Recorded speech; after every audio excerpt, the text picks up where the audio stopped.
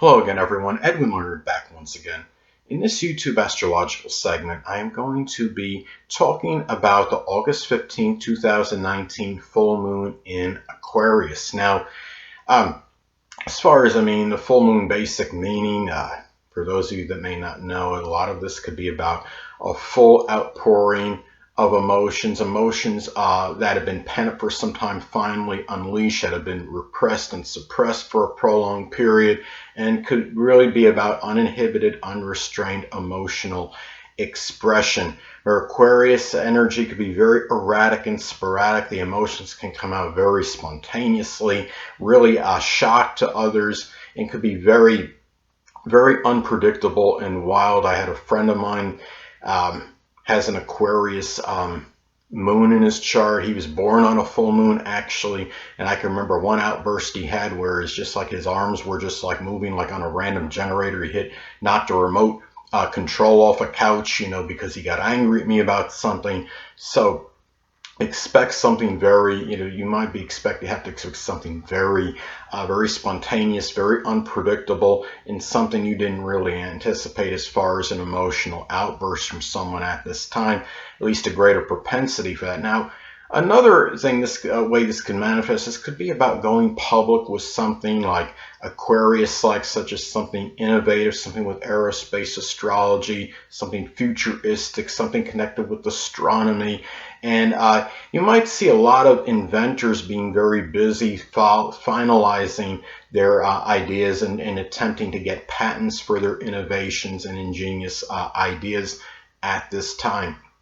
Now, it could also be about revelations and unveilings. This could be about something that comes out about a person that might be where you see somebody you didn't realize they had some idiosyncrasies or something bizarre or unusual about them, or even a ingenious quality that might be coming out in somebody, and maybe even yourself, depending, like say if this is in your first house of self, this could be something where you might come to a self-revelation that you might have some more ingenious qualities that you were previously cognizant of.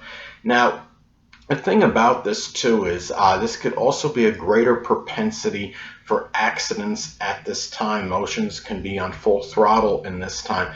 It could be due to this non-conforming energy. It could be somebody driving down the wrong direction in the lane and heading into a car, going in the opposite direction, and going on in the opposite direction in the lane that they're supposed to. Now, it could, as an example, somebody driving on three wheels, something that is connected with something bizarre or unusual. Now, could also be at this time, and keep in mind, this could impact everybody collectively, but especially those with a Cancer or Aquarius sun, moon, or ascendant person, especially if this is going to make a conjunction to that sun, moon, or ascendant. Could be very intensified. And of course, because Aquarius and Cancer, because of course for Aquarius it's going to be in their sign, and for Cancer, of course, because Cancer is simply impacted very strongly by all transits, phases of the moon, given that the moon does rule and govern Cancer. This could be very strongly attributed as to why Cancer can be the zodiac sign Cancer could be very moody, temperamental, and fickle. Now, we're talking about the full moon in astrology. It can be about endings and culminations. This could be, some cases, this could be the end or culmination or completion of some humanitarian endeavor, something that involves selflessness. Even a friendship might come to an end for some of you at this time. It could be a completion with something connected with astrology, computer. It could even be about where you might, even in some cases, say if this falls in the 12th house, like a computer or internet addiction, so to speak, may reach an ending point at this time. An unorthodox philosophy may come to a conclusion if it falls in the 9th house, or it might be a time where you go public, maybe with an unusual or unconventional philosophical view, if this is hitting your 9th house in your natal chart. Now, this could also be, again, a revelation or unveiling of something, again, ingenious qualities, or it could be something very unique that comes out about you or about somebody you may know. something or even iconoclastic, perhaps in some cases. Say this falls in the ninth house, or if it's hitting your someone's hitting your Jupiter. This could be a thing too, where this could also be the revelation. Say if this falls in the seventh house in one's natal chart, this could be about the revelation or unveiling of an Aquarius open adversary. Could be an Aquarius sun, moon, or ascendant person, or simply one that embodies Aquarius traits. And if it's in the 12th house, it could be the hidden adversary. That could be an Aquarius sun, moon, or ascendant person comes out, or somebody that again embodies Aquarius traits. Now, some of you may wonder, well, what's the difference in between if it falls in the 7th or the 12th? Well, the 7th house could be a time where it falls in the 7th house. It could be somebody that maybe you might have had some inkling to, that might have actually been an enemy, or it was somebody that really wasn't secretly an enemy for at least any prolonged period, that it declares basically you as an open enemy, or you become cognizant of that. But if it's in the 12th house, it could be something where somebody was secretly, covertly an enemy for some time, or somebody, for example, that might have been a friend or a strong acquaintance, that is where you find out that this person is actually indeed more of an enemy or an adversary as opposed to a friend. Again, if it's in the 7th, it could be somebody that maybe you just didn't know, that spontaneously, just out of the blue, declares himself or herself as basically your own enemy in one way or another. So that is how I think that one can differentiate from the other. Now, also too, it could also be a time where you might see some like charlatan energy come out. Like say if it falls in the 11th or 8th house, it could be like a charlatan astrologer might be exposed or revealed. Again, this could be a time too, when you're talking about full moons in astrology, this could be about the way it could manifest. It could be where one becomes tired, full, or exasperated at something. It could be connected with suppressed or repressed emotions. It could be about somebody becoming angry and letting it out, so to speak, over their freedom and independence being inhibited for some time. Or it could even be a side where a person might have some kind of ingenious qualities that it was really hidden for a while and felt like maybe it was held back maybe by somebody for some reason, and you wanted to be able to express it, but for whatever reason you felt prohibited in doing so. It could also, it could be a time too where these emotions, really come out again in a very super spontaneous manner, since we are talking about Aquarius energy. Now, or even something where you might, again, it could be about becoming tired, full, exasperated at something or someone. It could be about getting tired or full, exasperated at somebody's non-conforming, rebellious, idiosyncratic, bizarre behavior. Also, too, it's important, okay, to look at the house it falls in. Now, I gave you some examples before, but I'm going to talk about mine and my chart and how it may manifest with me. Now, let's say, in my case, this is going to fall in the 10th house in my natal chart. Now, this could manifest, of course, in a multitude of ways. It could be a time where maybe I complete something astrological that might do something in terms of gaining some kind of notoriety, exposure, or recognition. It could also be a time too where I might become tired, full, exasperated at maybe some authority figure that might be very unpredictable, somebody that might be maybe unusual, or something where I might be getting at the same time being tired of maybe not really maybe not being able to express maybe some kind of qualities I had that was Aquarius related, and I'm coming out very open with it. And again, the 10th house is the public image and your reputation as well, so I have to factor that in as well. And the thing about it is, and maybe at the same time, the 10th house is an authority figure, rules authority figures, or and it could be again somebody that I have looked to as that, where I become again, very tired, exasperated, or full maybe of their own idiosyncratic behavior or some unpredictable behavior by them at this time. Hold on a moment, people.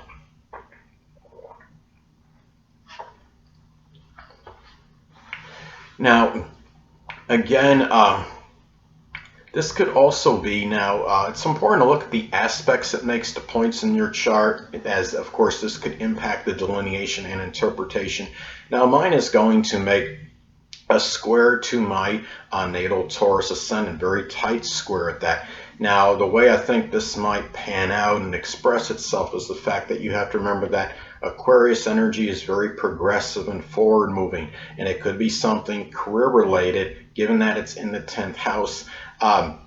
You might, and it could also be about a reputation that I might have a strong desire for, to be progressive and forward moving. But the problem is it's squaring the Taurus ascendant, and the thing about that is Taurus ascendant, they can be somewhat stagnant and sedentary and set and not want to really move or go forward. Taurus energy, of course, is more conservative, so that is so it can cause some tension at this time. Of course, that energy is very adversarial. It's like the future going against in conflict with somebody that just wants to be stable and not really make any great change, and has a very strong aversion, at least outwardly as far as my outward projection, of making any major change in my life. So the thing about this too is and also too, in some cases, this could be about the completion or ending of an Aquarius career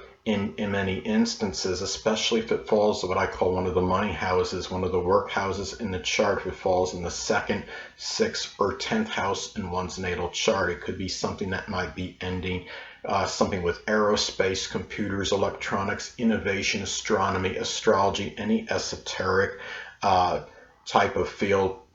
And again, anything that could be Aquarius related. So anyway, and if it falls, say, as far as health goes, let's say if it falls especially in the 1st or 6th house on one's natal chart, it could be an Aquarius health issue that comes to light, so to speak. It could be something with the ankles or shins, as an example, or it could be something with nerves, like some kind of shocking sensation. I have, many of you may know, I have Uranus almost exactly conjunct my 6th house cusp in my natal chart, and I have very extensive, what I see as irrevocable nerve damage. So just be careful at this time, and say if it falls in your 6th house, especially say if it makes an inconjunct to your ascendant and or an adverse aspect to your natal sun, this could increase that propensity for some kind of maybe Aquarius-like issue coming out that could affect your that's obviously the physical body. So anyway. And also, too, it's important to look at the electional aspects that this makes, as this could impact the interpretation and delineation as well. Now, this is going to make a very, I believe, a very tight opposition to Venus in Leo at this time. This could be a time where one may really, this could be where one has that strong desire for some independence and some freedom, that emotional need for that. It could even be extricating oneself from some kind of domineering connection. However, when you have Venus and Leo making the opposition to it, Venus, of course, could be about our relationships, and it could be also, it could be about, especially, could be a significant other. And when you have that opposition, it becomes harder to attain, because you have that, perhaps even Leo people. It could be Leo sun, moon, or ascendant people, or simply ones that embody Leo characteristics, going against what you want in terms of your freedom, and you might be really tired and full, so to speak, of freedom. Many of you may be tired of your freedom being hampered or prohibited in some way, shape, or form in your independence, but then you have this Venus and Leo energy going against it. Of course, that can cause some complications and some issues at this time. And it's also about that love, that Leo love for things that are more about self-aggrandizement, for glory, for recognition, for things that are a little more egocentric, for getting accolades and attention, going against that emotional need, opposing that emotional need of Aquarius for not just freedom, but for doing things perhaps more in group related matters, where you're not getting in groups, clubs, organizations, doing things in that manner where you're not necessarily getting that recognition falling right on you.